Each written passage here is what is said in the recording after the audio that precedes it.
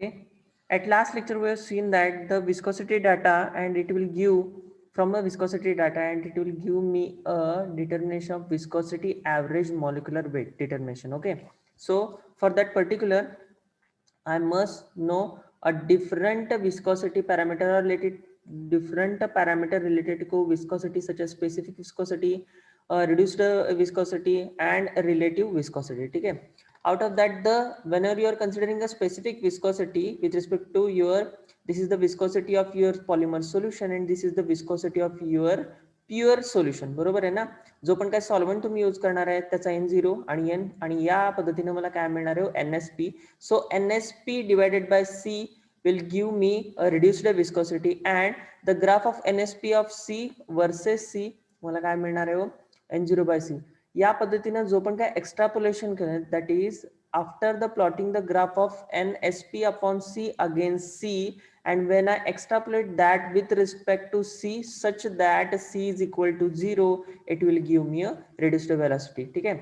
आणि हा सगळा डाटा मिळून मला काय मिळेल, मला viscosity average molecular weight of that particular polymer. ठीक आहे. बघा आपण हा पार्ट परत एकदा बघितला होता. So number average molecular weight, weight average molecular weight, and viscosity average molecular weight. So this particular data or viscosity average molecular weight is determined by using viscosity by comparing it with the viscosity of a pure solvent and a known standard polymer in that pure solvent, and it is compared with the unknown polymer solution whose weight who you have to be determined. Okay, हा झाला first part. त्यानंतर बघा, commonly used terms in viscometry which are relative viscosity, specific viscosity, reduced viscosity, inherent and intrinsic. Out of all these two, relative, specific and reduced are mostly used and important for the determination of a viscosity average molecular weight. त्याचा ratio, त्याचे number किंवा त्याचा जो पण काय formula आहे तो इथे लिहिलेला आहे, आणि आपल्याला लास्टचा जो पण काय कन्व्हर्शन फॅक्टर जो लागतो, म्हणजे N/N0 मध्ये तुम्ही जो पण काय अजम्पशन ठेवणार आहात for the calculation of that unknown weight of that polymer, हे सगळे त्याचे अजम्पशन झाले. ठीक आहे. कॉमन युज्ड टर्म्स कोणती, रिलेटिव्ह, स्पेसिफिक आणि रिड्युस्ड, हे तीन फक्त इम्पॉर्टंट आहेत आपल्याला. ओके. नेक्स्ट आहे बघा, numerical problems with respect to viscosity average, number average molecular weight. So the calculate the relative viscosity, specific viscosity and reduced viscosity of 0.5%, which is of 0.25 gram in 50 ml solution, where the time of solvent flow between the two appropriate marks was 60 seconds. तुम्हाला काय दिले हो, viscosity आपण Oswald viscometer use करतोय, consider करा, आणि A to B ह्या mark पासून जाण्यासाठी 60 सेकंड्स लागतात, and the time of flow for the solution was 80. हा काय आहे, प्युअर सॉल्व्हंट जो आहे त्याच्यासाठी 60 आणि सोल्युशनसाठी 80 असेल, तर मला हा सगळा डाटा कसा कॅल्क्युलेट करता येतो याच पद्धतीने हे सगळं सांगितलंय. रिलेटिव्ह विस्कोसिटी 80/80 1.3, एनएसपी आला मला 0.3, आणि रिड्युस्ड विस्कोसिटी आली N reduced NSP upon C. किती आलेलं होते, एनएसपी अपॉन सी व्हॅल्यू याच्यामध्ये पुट करून मला किती आलं ते कॅल्क्युलेशन फक्त काय करता येतं. Most widely employed concentration viscosity determination are gram पर ml और ग्राम पर cc. काय केला तो तुम्ही, एनएसपी आलाय 0.3, कॉन्सन्ट्रेशन मला माहिती आहे इथे दिलेलं आहे 0.5%, डिवाइड करायचं, आणि हे तुम्हाला काय मिळालं, रिड्युस्ड विस्कोसिटी. ठीक आहे. प्रत्येकाला क्लिअर आहे. मला काय काय काढता येतं, रिलेटिव्ह, स्पेसिफिक आणि रिड्युस्ड. क्लिअर प्रत्येकाला. ठीक आहे. अजून एक प्रॉब्लेम आहे सेम त्याच पद्धतीमध्ये, molecular weight of a polystyrene sample which has a value A. कुठून काढला होता तर तुम्ही मार्क हाउविंग इक्वेशन मध्ये आपल्याला ए चे जे पण काही सबस्टन्स आहेत तिथून ते मिळतं. So of 0.60, then K value would be 1.6104 dl per gram, and limiting viscosity number and intrinsic viscosity. The molecular weight can be determined by बघा हाच तुमचा मार्क हाउकिंग इक्वेशन. त्याच्यामध्ये तुम्ही काय केलं, taking log on all of side M is equal to, फक्त काय करायचं रिअरेंजमेंट केल्यानंतर मला final M is equal to 1 × 10⁴ हा काय मिळालं मला व्हॅल्यू मिळेल. This is the molecular weight of that polymer with respect to viscosity average. कळतंय का आम्हाला जो पण काय विस्कॉसिटी मधून डाटा मिळणार आहे. So this is not equal to number average और मोल और वेट ॲव्हरेज मॉलिक्युलर वेट.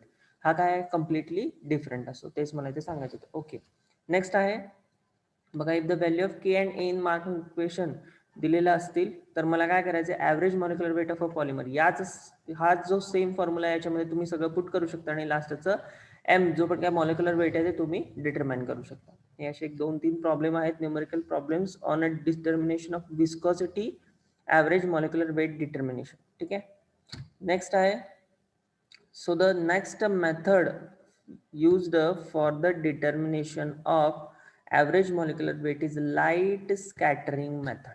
बघा, name itself indicates there is a scattering of a light. The source or the light source which is bombarded on that particular polymer molecular or polymer, let it be uh, solution which is contains a different amount of polymer compound is having an laser source. Particular monochromatic light is when beam is irradiated with respect to that polymer substance or that polymer molecule, there is a scattering of light. Now whenever I am saying the scattering, there are three types of scattering. One is non-elastic and second one is elastic and third one is a Raman scattering. बरोबर आहे ना. All of the non-elastic scattering will fall under the coverage of Raman scattering. Okay, याच्यातला जो पण काय part आहे म्हणजे non elastic म्हणजे काय असतो, जी पण काय the whatever amount of energy contains with the incident beam is either increased or decreased with respect to scattered light. All will have enough category of non-elastic scattering or also known as a Raman scattering. ठीक आहे, प्रत्येकाला clear आहे का बघा. दोन प्रकारच्या म्हणजे scattering कुठल्या असतात, एक इलास्टिक स्कॅटरिंग म्हणजे जेवढी एनर्जी माझ्या इन्सिडेंट बीम मध्ये होती तेवढीच मला काय मिळाली हो सगळ्यात शेवटी, किंवा स्कॅटर्ड झालेल्या लाईट मध्ये तेवढीच एनर्जी असेल तर that would B of elastic. But if by somewhat means its energy is decreased or increased, this is known as my non-elastic scattering or Raman scattering. त्याच पद्धतीमध्ये हे सगळं आहे. So light scattering, so a light scattering method which is determined for weight average molecular weight when polarizable particles are placed in an oscillating electric field of beam of light. ठीक आहे, this is when a polarizable particle, ठीक आहे, ज्या पद्धतीमध्ये माझा molecule असेल तो जरी पोलराइज नसला तर ज्या सॉल्व्हंट मध्ये मी त्याला डिझॉल्व्ह केलेला आहे that due to that solvent there would be formation of a polarizability. So when such a polarizable particle placed in oscillating electric field of beam of light, आता oscillating म्हणजे the light is also electromagnetic, बरोबर आहे ना, electromagnetic radiation आपण काय म्हणतो, electric oscillating electric and magnetic field are perpendicular to each other and perpendicular to the propagation of light. याच पद्धतीमध्ये ते आहे. So light scattering methods depends on the light. When the light is being passed into possible solution, it is a measure by losses of energy because of absorption and conversion to heat and scattering. Okay, समजा याच पद्धतीचा माझा जो पण काय particle आहे तो समजा सोल्युशन मध्ये घेतल्यानंतर तो इथे आहे आणि जेव्हा तुम्ही बीम ऑफ लेझर इरिटेट करता तेव्हा काही लाईट्स अशीच ट्रान्समिट होईल, काही काय होईल डिफ्लेक्ट होईल किंवा रिफ्लेक्ट होईल और स्कॅटरिंग होईल. That scattered radiation has an energy less as compared to your original, and this is due to the scattering is due to the absorption and conversion to heat and scattering.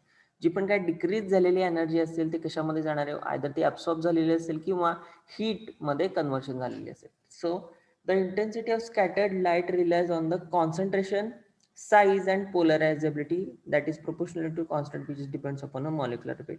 जेवढे पण काय particles तुम्ही घेतले असेल, समजा असे घेतले त्याच्यापेक्षा एक छोटा असेल त्याच्यापेक्षा एक मोठा असेल तर काय होईल, with respect to that size of polymer and with respect to its molecular weight the scattering or the generation of a heat and absorption of light would be different, and it will all counts for the my determination of molecular weight. Okay, बघा light scattering method does not have relation with the colligative properties.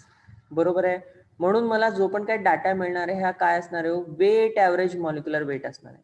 बरोबर आहे का? बघा, confusion करून घेऊ नका की all those method which relies on or depends on colligative properties, म्हणजे कुठले ऑस्मोटिक आलं, वेपर प्रेशर आलं, तर हे सगळे काय येतो, कॉलिगेटिव्ह प्रॉपर्टीज आहेत. So all will give me a data related to number average molecular weight, while the different methods कोणती, लाईट स्कॅटरिंग मेथड असू दे, अल्ट्रासेंट्रिफ्युगेशन असू दे, अशा सगळ्या methods will give me a weight average molecular weight of that particular polymer. Clear आहे का? So if you wanted to determine number average, weight average, you have to follow a same polymer solution for the both of the follow the both methods. One is your तुमचं कोणतं आहे, osmotic प्रेशरने त्याचं काढायचं आणि नंतर आहे त्याच्यानंतर मला नंबर ॲव्हरेज मिळेल, आणि same polymer solution is applied for the light scattering method और centrifugation method for the determination of its weight average. कळतंय का?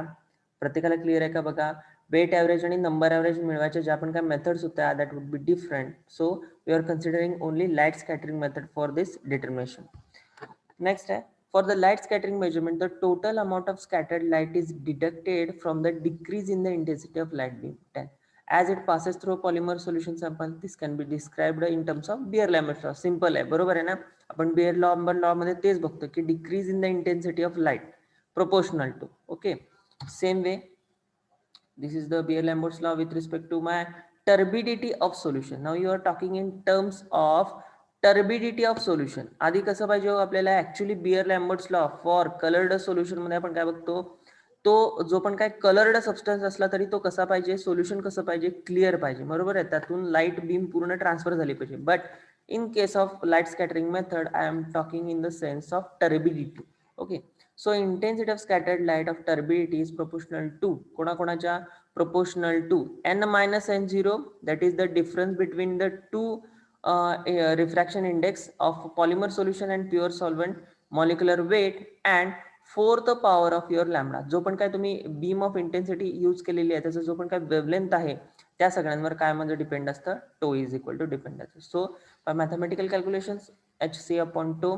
1 अपॉन MW मला काय मिळेल, माझा MW which is a weight average molecular weight. ठीक आहे, आपल्याला हे जास्त एक्सपेक्टेड नाही आहे की मॅथमॅटिकली ते कसं कसं कॅरी फॉरवर्ड होतं. So only the expressions are required, म्हणजे derivation of this expression is not required, only a last given which is H is equal to आणि HC अपॉन 2 हा जो पण काय फॉर्म्युला आहे that would be also necessary. Okay, when n0, that is index of refraction of a solvent, n is the index of refraction of a solution, c is concentration, and these are virial coefficient with respect to my obtained with respect to my particular polymer solution. Okay, हे सगळे म्हणजे BC, CC square किंवा पुढचे जे पण काय virial coefficient आहेत, these are obtained because of काय येतात, म्हणजे ते काय एक्झिस्ट करतात बघा, because your solution contains a different number of polymer substances having a different molecular weights. बरोबर आहे ना? तुम्ही काय केलं, तो डिफरंट मोनोमर्स वापरून तयार केलेले डिफरंट पॉलिमर सोल्युशन मध्ये हे सगळे आतमध्ये solvent and that is the interaction of that solvent with a different polymer molecule. बरोबर आहे, डिफरंट पॉलिमर मॉलिक्यूल असं मी का म्हणलेलं आहे, डिफरंट का म्हणतोय बघा, आपल्याला आतापर्यंत माहिती आहे, समजा मी असं म्हणालो की 1 ग्राम ॲसिटिक ऍसिड आहे किंवा 1 ग्राम पॅरा नायट्रोसॅलिसिलिक ऍसिड आहे, असं जर मी म्हणतो, ऑल ऑफ द मॉलिक्यूल एकदम द लिटिल और very smallest molecule of that particular organic molecule is a same as a whole. But in case of polymer, if you cut a small pieces, it will have a different monomers as compared to all of. बरोबर आहे ना? त्याचमुळं when such a substance is dissolved and its interaction with a solvent is done, there is a formation of a different types of virial coefficient. Okay, आपल्याला याचं जो पण काय mathematical derivation that is not required. So HC upon 2 is equal to 1 upon MW P0 1 upon 2BC CC square. फक्त हा काय आहे, मला काय मिळतं याच्यातनं, हाच फक्त फॉर्म्युला इम्पॉर्टंट आहे. Okay, so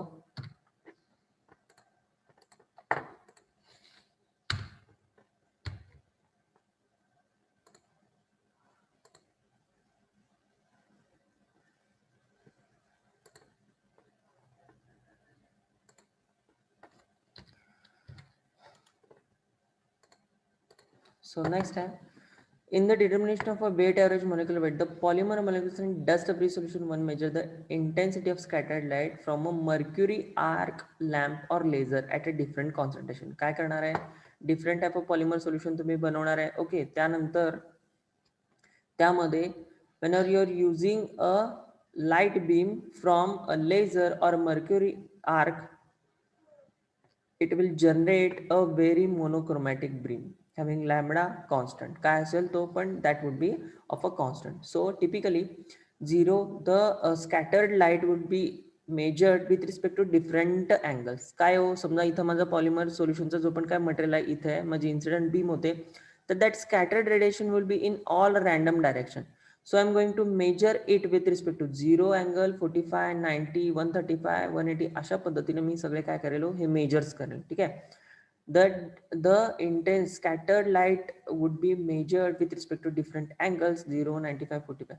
The incident light sent out the scattering envelope as a 4 equal. The ratio of a scattering at 45 degree compared to that of 135 degree. काय करतो मी?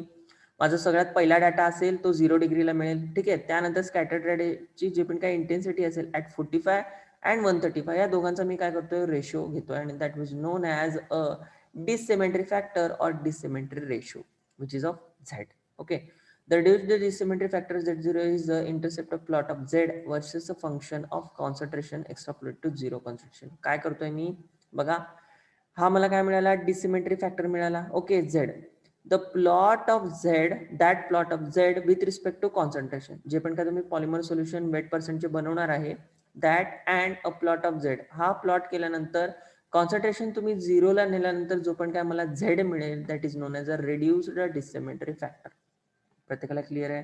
So if my polymer substance or a molecule is very symmetric, it will give such type of my scattered light radiation intensity. Okay, बघा, it is a similar to, आपण काय म्हणू शकतो, x ray. एक्सरेचा pattern किंवा एक्सरेचे जो पण काही ग्राफ येतात ते कसे येतात? तो एक्सरे रिंग रिंग टाईप सगळे एक्सरेचे ग्राफ येतात, बरोबर आहे ना. युनिट सेल स्कॅटर्ड करतं किंवा डिफ्रॅक्शन करतं आणि त्यानंतर मला ते कसे मिळतात? Circle. In a same way you can imagine in a same way that when the incident beam of light is scattered due to this polymer, there is a formation of such types of encircle around it. Okay, ही काय हो तुमची इंटेन्सिटीची measurements आहेत. समजा दिलेला जर polymer molecule हा कम्प्लिटली डिसिमिलर असेल किंवा various forms of monomer add करून तयार झालेला असेल तर त्याचं स्ट्रक्चर डिफरंट असल्यामुळं मला त्याची काय पण इंटेन्सिटी आहे that would be also a different and it will give me different dissymmetry factor और डिसिमेट्री रेशो. ओके, क्लिअर आहे प्रत्येकाला? सो मेजर आहे डिसिमेट्री फॅक्टर और dissymmetry ratio Z is equal to 45, the intensity obtained at 45 and divided by the intensity obtained at 135 degree. Okay, ह्या दोन्हीचा जो पण काय रेशो घ्यायचा हा मिळेल. सेम जो पण काय डाटा झेडचा मिळेल आणि with respect to concentration plot करायचा and extrapolate it to the Z is equal to C is equal to 0. It will give me a reduced dissymmetry factor. Clear आहे? प्रत्येकाला क्लिअर आहे? ठीक आहे. नेक्स्ट आहे बघा, the several expression used describing the relationship between the values measured with respect to light scattering photometry and molecular weight. सेम आहे. आता जसं आपण बघितलं होतं त्याच पद्धतीने KC upon R is equal to 1/mw आणि परत तुमचे विरियल कोएफिशियंट, हे सगळं परत एकत्र करायचं आणि मला लास्ट असा formula HC/2 is equal to 1/mw plus 2bc upon this is at low concentration these virial coefficient are removed and only first is used. Okay, now the plot of HC/T against the concentration will give me a straight line which when extrapolated it will give me a particular value. काय होतं? Relative intensity scattering at 0 multiplied by constant H plotted against the constant intercept of this extrapolated curve is reciprocal of mw. मला काय मिळालं हो? Direct y is equal to mx upon c. तर जो पण काही इंटरसेप्ट आहे it will known as my 1/mw. Clear आहे? प्रत्येकाला क्लिअर झालं का? बघा, आपण फक्त आता काय मेथड बघितली आहे, विस्कॉसिटीचा जो पण काय डाटा होता त्याच्या रिलेट करून आपण लास्टचे 2 न्यूमेरिकल प्रॉब्लेम्स आणि प्लॉट बघितला आणि त्याच्यानंतर आपण लाईट स्कॅटरिंग मेथड ही कम्प्लिटली बघितली. याच्यामध्ये कोणाला काही विचारायचं असेल तर आपण विचारू शकता. नंतर आपण लास्ट मेथड आहे आपल्याकडे अल्ट्रा सेंट्रिफ्युगेशन, तेवढं आपण बघतोय.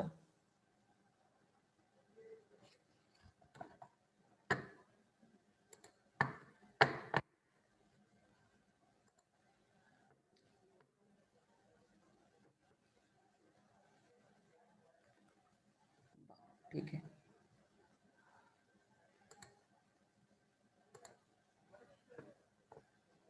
Okay, last है centrifugation and ultra centrifugation. Okay, this is the whole chapter with respect to it.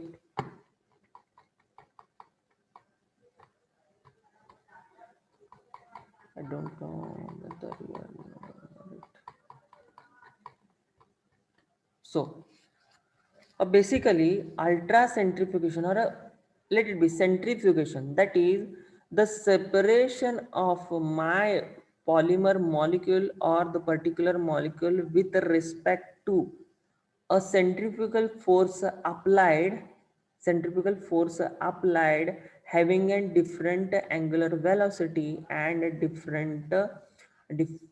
having a different angular velocity with respect to different distances with respect to my single axis of a rotation. काय म्हणतो मी, कळते का बघा प्रत्येकाला. तुमचा जो पण काय स्पीड आहे that will also matters, the distance of that particular molecule from your axis of rotation, that is also matters, and how you are placing or what is the centrifugal force applied for this determination is also matters. हे सगळे आपण एकत्र करून काय करतो, molecular weight of that particular polymer substances with respect to my ultra सेंट्रिफ्युगेशन.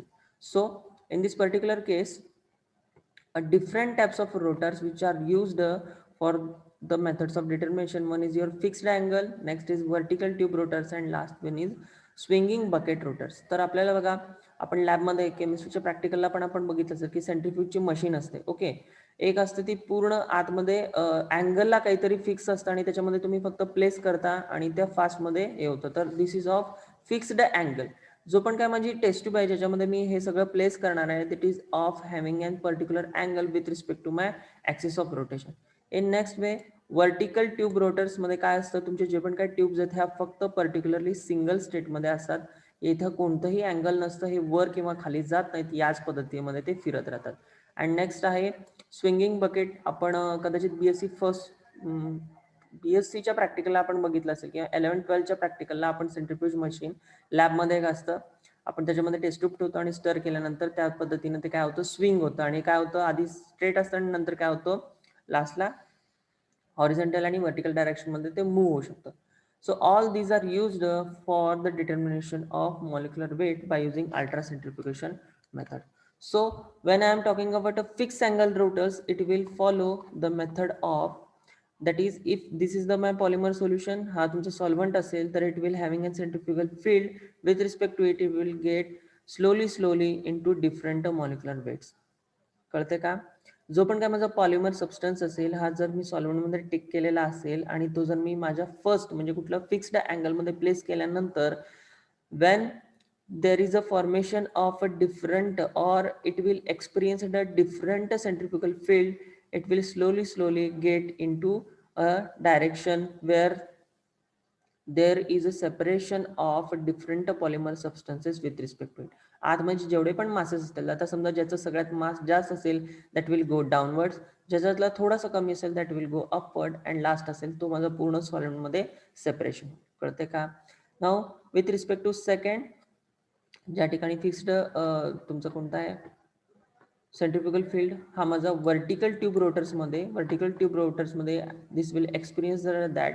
समजा polymer solution आणि खालचं म्हणजे हे सॉल्व्हंट आहे, तर ते हळूहळू जसं जसं सेंट्रिफ्युगल फील्ड तुम्ही अप्लायड कराल तसं तसं काय होईल, हे कम्प्लीट डिस्टर्ब होईल. याच्यामध्ये कम्प्लीट इकडे तिकडे डिस्पर्स झाल्यानंतर जो पण काय विथ रिस्पेक्ट टू वेट आहे हे काय होतील, सेपरेट होतील. ओके, अँड लास्ट आहे माझी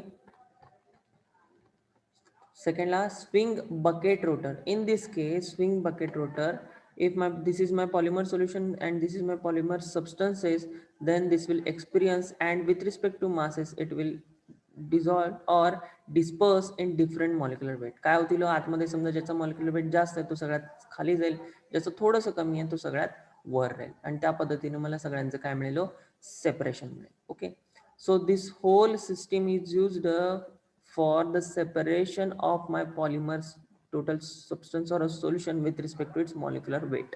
Okay, now the actual theory which is to be taking place in account. So the effect of sedimentation, Okay, effect of sedimentation is mostly important for the determination of molecular weight by using ultracentrifugation. In this case, if you are talking about only Earth's gravity field, which is equal to 9.81, and sedimentation is occur with respect to Earth's gravity field only. म्हणजे तुम्ही जे पण काय substance घेतलेलं आहे पॉलिमरचं solution ते आज prepare केलं आणि आज आहे असं 24 आवर्ससाठी तुम्ही ठेवून दिलं तर काय होईल, with presence of Earth's gravity field they are going to separate. But when you are increase the sedimentation with respect to your centrifugal field, म्हणजे तुम्ही काय करणार हो अल्ट्रा सेंट्रिफ्युगेशन मध्ये, this will matter that G is greater than 9.81 meter per second square is applied on your molecular substances in present which are present in your polymer solution. Okay, now what will happen if more dense or biological structure faster it sediments in centrifugal field. Clear आहे का बघा, ज्या पद्धतीमध्ये तुमच्याकडे जो पण काय particle आहे हा विथ रिस्पेक्ट टू मास जर तो डेन्स असेल किंवा तो लेस डेन्स असेल with respect to it the sedimentation will be occur.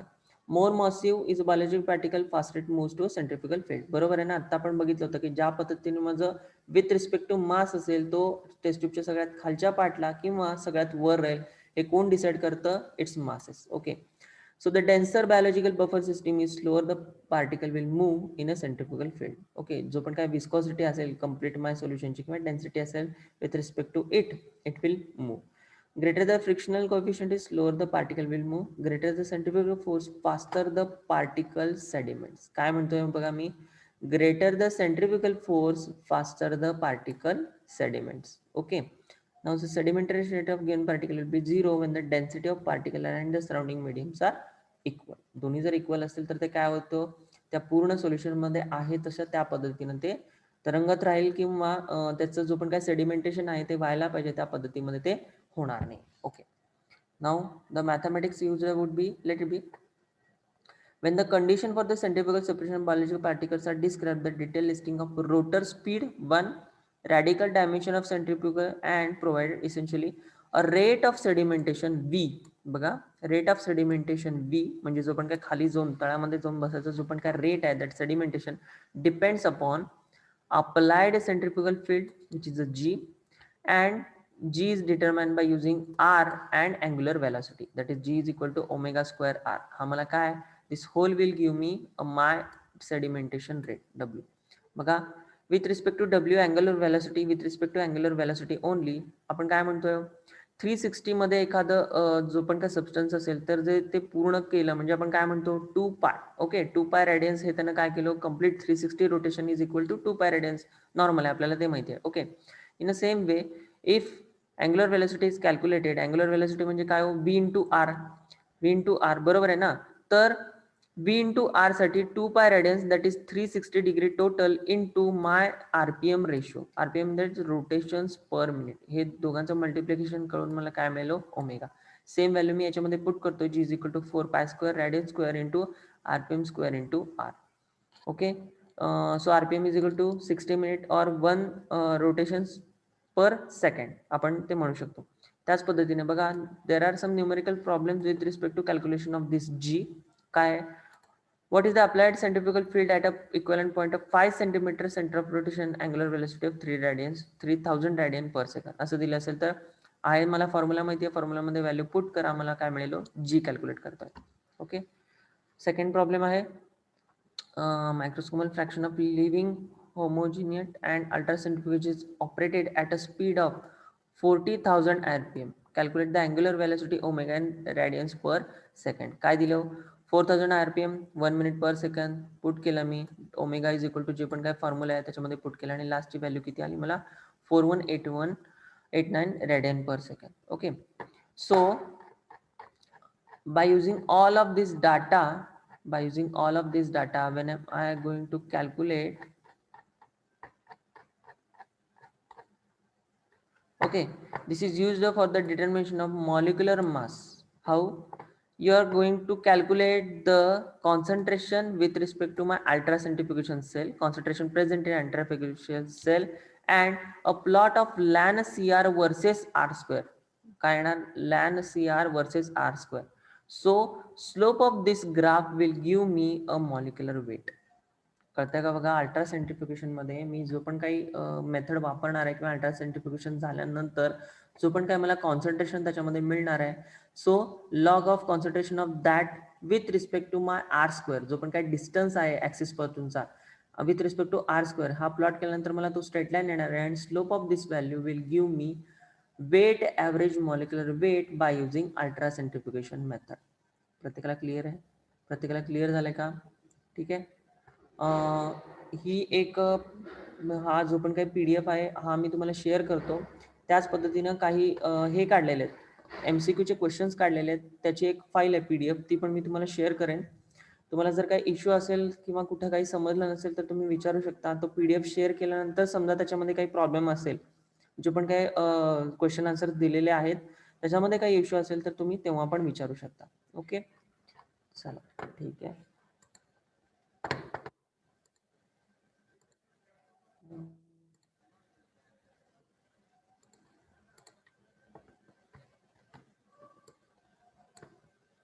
So दिसतोय प्रत्येकाला? याच्यामध्ये जवळपास 1 9 10 एक 20 एक MCQचे क्वेश्चन्स आहेत. ठीक आहे.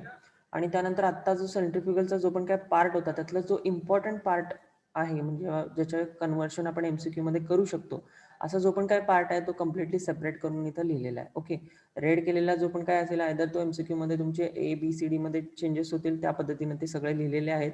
त्या पद्धतीने तुम्ही हे सगळं कॅल्क्युलेट करू शकता किंवा समजून घेऊ शकता. समजा हा दिल्यानंतर समजा याच्यामध्ये काही कळालं नसेल, आन्सर्स पण दिलेले आहेत, जिथे दिलेले आहेत त्या ठिकाणी तिथं नंबर लिहिलेला आहे आदर किंवा त्याला हायलाइट केलेलं आहे रेडमध्ये. ठीक आहे.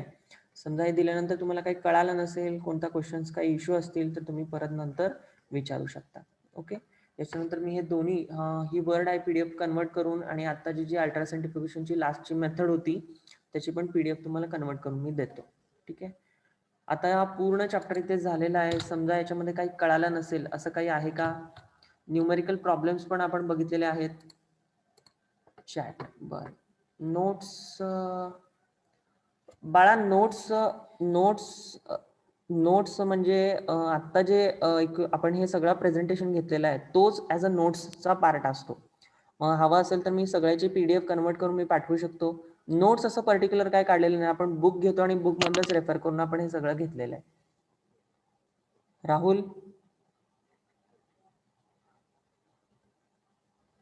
मला ज्या पद्धतीने मध्ये वाटलं की MCQ क्वेश्चनची प्रिपरेशनसाठी आपल्याला जे जे लागेल त्या पद्धतीने हे सगळे MCQ प्रिपेअर केलेले आहेत. शिकवलेला पार्ट आहे. त्याच्यानंतर तुम्ही जो स्टडी करणार आहे चांगल्या बुक्समधून तो स्टडी करा. आपण कोणतेही समजा addition reaction, free radical reaction, ह्या कोणत्याही रिॲक्शनचे आपण example with respect to perfect असे बघितलेले नाही आहेत. हो ठीक आहे, PDFच सेंड करणार आहे मी. हॅलो, लक्षात घ्या तुम्हाला, हा, तुम्हाला काय स्टडी करायचा आहे तो पण लक्षात घ्या. आपण जे जो पण काय पार्ट बघितलेला आहे त्याच्यामध्ये आपण जास्त एक्झाम्पलवर फोकस केलेलं नाहीये. लक्षात येते का? म्हणजे आपण ॲडिपिक ऍसिड किंवा 1,2 डायथेनॉल एवढंच आपण छोटे छोटे पार्ट होते तेवढेच बघितलेत.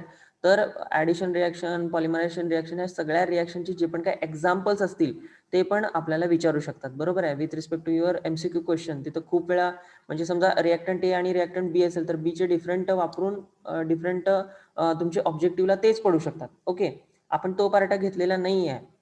कळते का? एक्झाम्पल मध्ये आपण जास्त वेळ घेतलेला नाही. आपण जो पण काय थीम होती म्हणजे जे पण काय सांगितले होते पॉईंट विथ रिस्पेक्ट टू आपण ते घेतलेले आहेत. तर तुम्हाला ते एक्झाम्पल्स बुक्समधनं स्टडी करायला लागतील. त्याच पद्धतीमध्ये हे MCQ अरेंज केलेले आहेत, वाचून घ्या.